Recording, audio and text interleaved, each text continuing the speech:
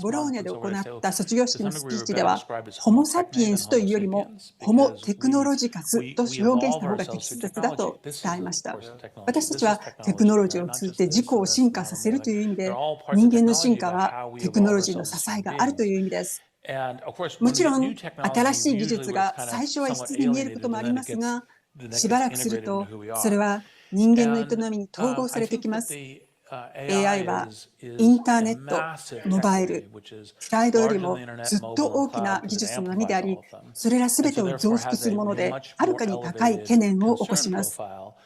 しかし、これら他のものと同様に、私たちがどこに向かうべきか、何をすべきか、この新しい技術を通じて人間らしい場所にたどり着く方法を考えるべきだと思います。例えば、ミンプロックというプログラムでは人工知能ではなく、知性の増幅としてこれを捉えています。もちろん、リスクや懸念に注意を払わないわけではありませんが、私は楽観的な方向へ舵を取ることを意図します。決してユートピアの方法ではなく。私は多くの批評家がおしなべて否定的な側面や批判だけに焦点を当てるのは人類のためにならないと強く感じます。技術発展を止めることは人間の社会ではもうできません。問題はどのようにそれを方向づけるか、何をするかです。例えば、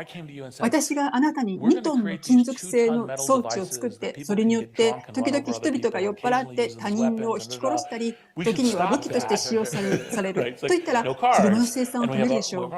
車は存在しなくなる。問題はどのような宇宙や世界に向かうべきか、何を目指すべきか、どのようにそれを達成するかです。恐怖を煽ることによって一般的には不安や恐怖、反感を生み出します。もちろん、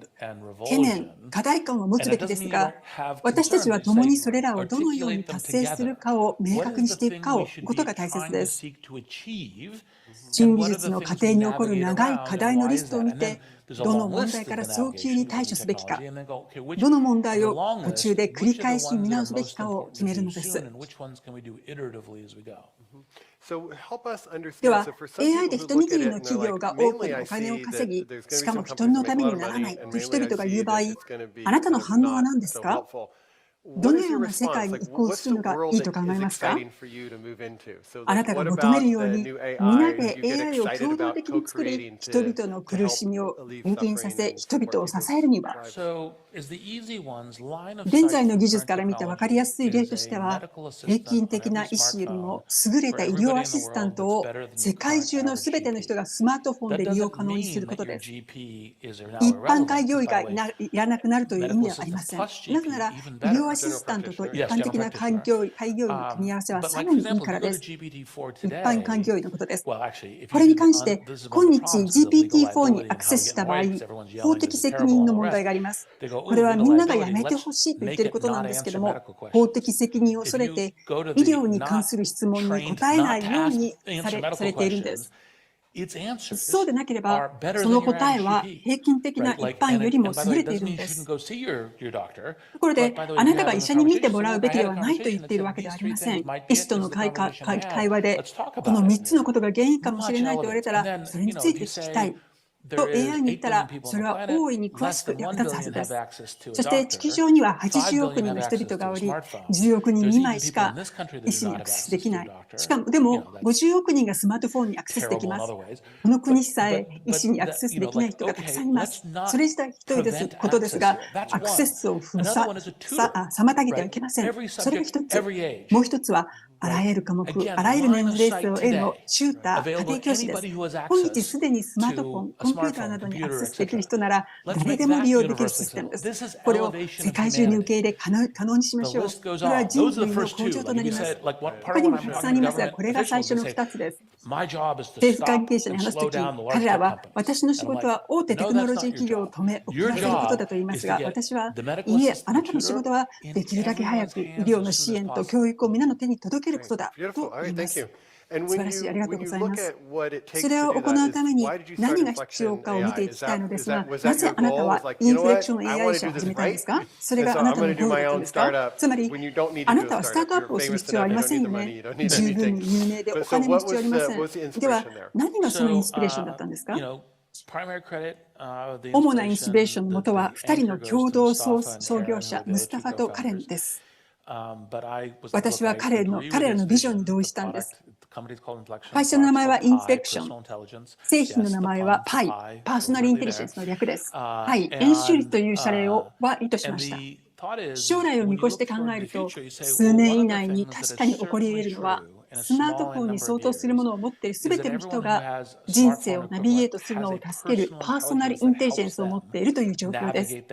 パイ以外のエージェントはそれを主な焦点とはしていません。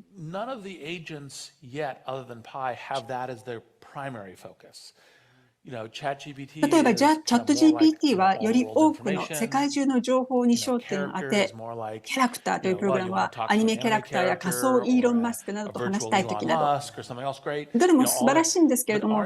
私たちのサービスは金曜日の夜に退屈するとき、タイヤがパンクしているとき、同僚との難しい会話をしたときなど、あなたの相談相手としてどのように役に立つかという役割を果たします。そして私たちの人間性を確実に高めるものであることです。それこそが AI 開発で確認するべきことです。製品の詳細について決めているとき、ムスタファは私に言いました。僕たちに資金提供してくれるのは分かったけれども、もっと精神面の方向で、方向性という意味でも助けてくれないかと、素晴らしい。これまでインセンティブの構造ビジネスモデルについて何度か話されました。おそらくあなたは他の誰よりもこのことを見ているでしょう。あなたはマイクロソフトの取締役会にてオープン AI の最初の投資家であり、あなた自身の会社を走っています。私たちが見たことのない観点から世界を見ています。スタートアップ、たくさんの AI スタートアップに投資しています。つまり、実際に何かが起こっているかについて、あなたは非常に特別で興味深い視点を持っているわけですね。その視点から多くの人々はこれらの企業が良い意図を持っているのかもしれないが、でも資本主義の構造の中にあるということに懸念を持っています。取締役会が集まると株主価値を最大化する。社会にとって有益なことも重要ですが、それは必ずしも優先されるわけではない。これらの IR のツールは良い意図で始まったとしても、時間とともに異なるリーダーやことがあります。リンクトインは違いますよ。リンクトインは違いますね。この産業自体が発展するにつれて、人道的価値観がどうやって保たれるでしょうか。非常に重要なポイントです。まず商業と社会が反対の利益を持っているわけではないと言いたいです。重なり合う部分がたくさんあります。なぜなら商売は自然な機能として顧客との長期的な関係を望むことが多く、私がしていることは重要で貢献していますと友人たちに誇りを持って話せるような良いブランドと関係性を持ちたいと考えられるからです。ですから安易に商業は反社会的タバコ会社のようにというのは間違いです。重なる部分があるんです。同時に企業の利益はとは重ならない社会の利益があり、それに注意を払う必要があります。そのためのさまざまなやるべき方策がありますが、すべてが完璧で有効ではなく、まだまだ取り組む必要があります。例えば、我々の会社インフレクションは公益法人として設立しました。その構造の一部に、経営陣と取締役会が収益性ではなくだけでなく、社会的影響のミッションに対しても責任を持つようにしました。これは少なくとも経営陣に対する試みです。未来に生き残るために、カレン、ムスタファ、私、誰が関わるかに頼らないビジネスシステムの整合性を図ることが重要です。例えば、インフレクションでは、私たちのビジネスモデルの目標はサブスクリプションモデルであることを公にしています。広告収益によるモデルに反対しているわけではありません。透明性と一貫性を持った広告収益モデルは、無料でサービス提供を可能にし、それが多くのアクセスを可能にします。それはうまくやれば可能なことです。私は顧客にも批判する人にも透明性が重要だと思っています。そのため、もし何か問題があれば、それに対して責任を問うことができるからです。もう一つの方法は、ビジネスモデルの整合性を見ることです。お金を払ってくれる人々に企業は対応し、サービスを届ける。誰がお金を払ってくれるか。広告モデルへの批判はここです。うちのビジネスやサービスは消費者のための個人のインテリジェンスであり、基本的には消費者が支払うべきものであり、他の誰かが支払うものではありません。サブスクリプションモデルにしたのは、サービスの提供者と受け手の整合性を保証するためです。まだ完璧ではありませんが、大規模な会社において完璧なものはありません。あなたが批評家として何に対しても完璧を求めるなら、大規模なものは決してそうはいきません。ただ、それをより良くすることならできます。良い批評家であることのポイントは、これが間違っているというのではなく、どう改善するかを言うことと私が言うのは、それが理由です。例えば、資本主義を批判することは非常に今流行っているわけなんですが、私は次に何が来るべきかのアイデアに非常にオープンです。良いアイデアのほとんどは資本主義をどう改善するかです。そして間違いなく改善が必要です。ですので、私が批評家に進めることであり、自分自身もそうしようというふうに考えています。問題を認識し、それを段階的に改善する方法を見つけ続けるんです。ありがとうございます。そして AI について私たちが話してきた実用的なことについて考えると、家庭教師であれ、健康コーチであれ、あるいはある種のセラピストであれ、これが Wisdom AI のイベントであることを考えると、英知や慈悲、コンパッション、そしてこれらのような精神的な探求について AI に匹対してもいいんでしょうか、あるいはこれは避けておくべきなのか、どう考えますか？私は慈悲と英知が中心であるべきだと考えます。大規模な言語モデルを構築する際の中心的な要素は人間的要素、つまり人間からのフィードバック、強化学習、人間によるトレーニングであるということを皆さんはご存知だと思います。私がインフレクション社で試みていることの一部は、その回答にコンパッションの要素を持たせるようにトレーニングすることです。コンパッションは常に同意する意味ではありません。例えば、小さな動物を苦しめて死なせるべきだといった場合、それが素晴らしいアイデアだとは思わず、どうやって助けるかとは言いません。コンパッションとは、優しさと思いやる対話を通じて、あなたがより良い自己に到達するのを助けることです。それは私たちがそれにどのようにより良い自己になるかという視点を持ち、対話の中であなたの道を発見する手助けをするように努めているということです。それには多くのやり方があります。毎日1時間瞑想することが重要だという人もいますし、それ以外の意見もあるでしょう。あなたの道はあなたの道です。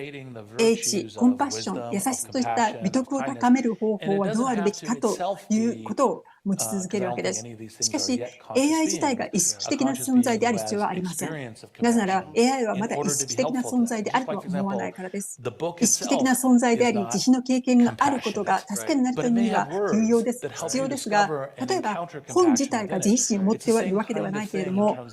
本にはあなたがコンパッションを発見し、学ぶ手助けとなる言葉が含まれています。それは AI との対話においても同じようなことです。なので、あなたがもしこれを最も重要なこととして捉えるなら、私が使ったもう一つの表現は、心の蒸気機関車です。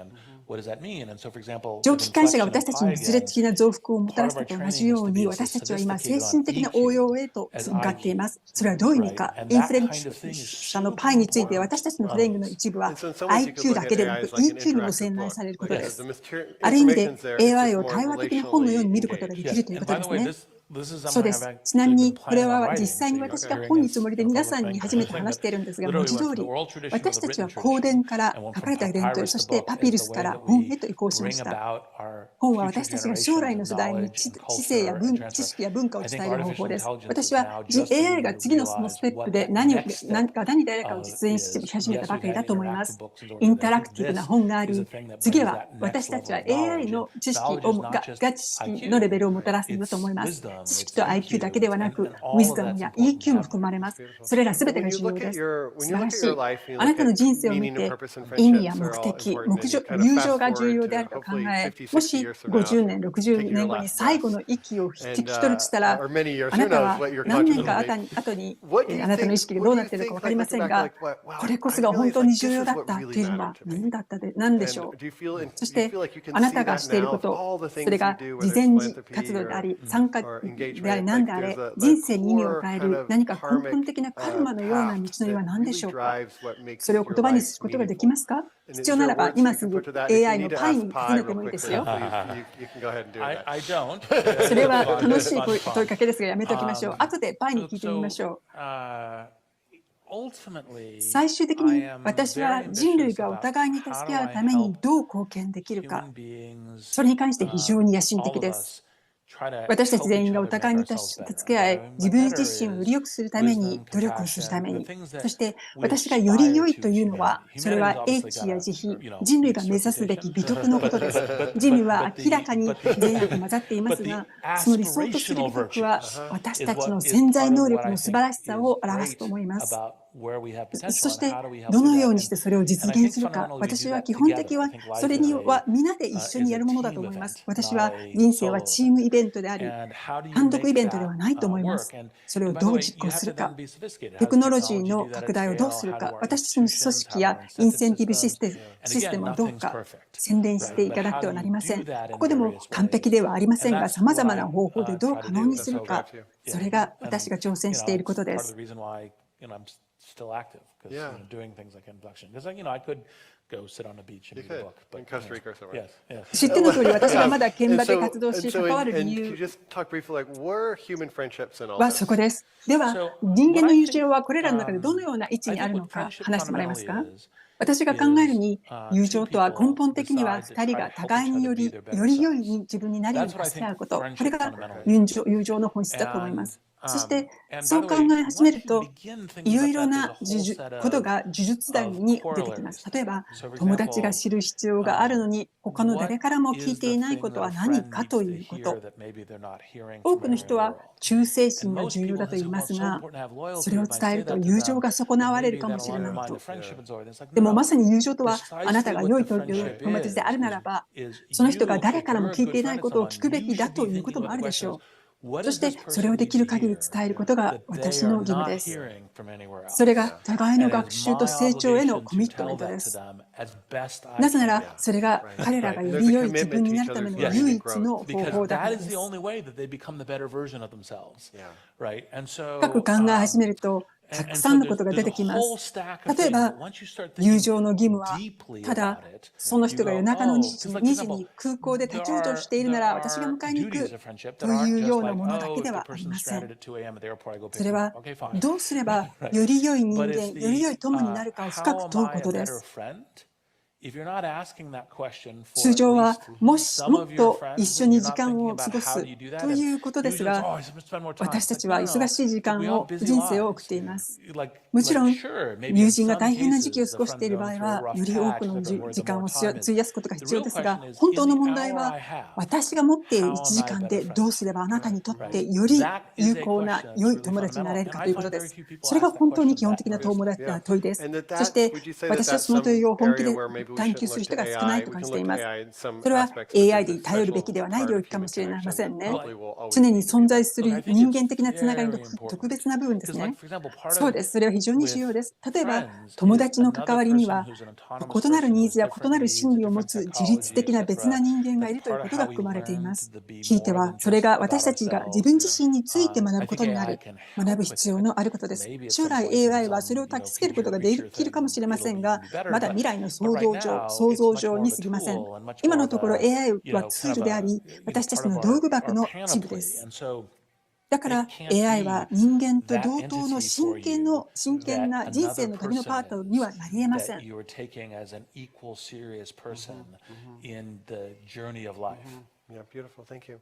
とうございます。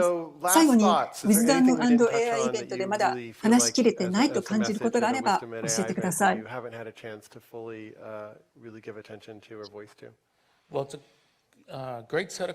素晴らしい質問ありがとうございました。皆さんがここでやっていることを称賛しています。自然にこの問題に気にかけている良き人々が集まっている。私が言いたいのは、先の AI や資本主義への批判に関することと同じです。起こりうる失敗や課題を認識することは非常に重要ですが、未来はどちらにしろやってくる。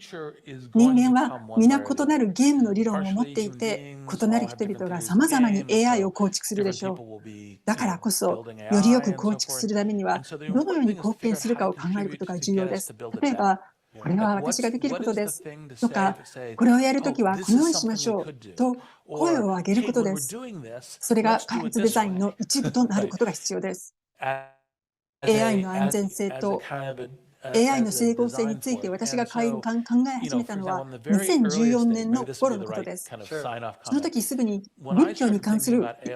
本の山を買って全ての AI 研究所の責任者に渡しました。なぜなら自律的なインテリジェント、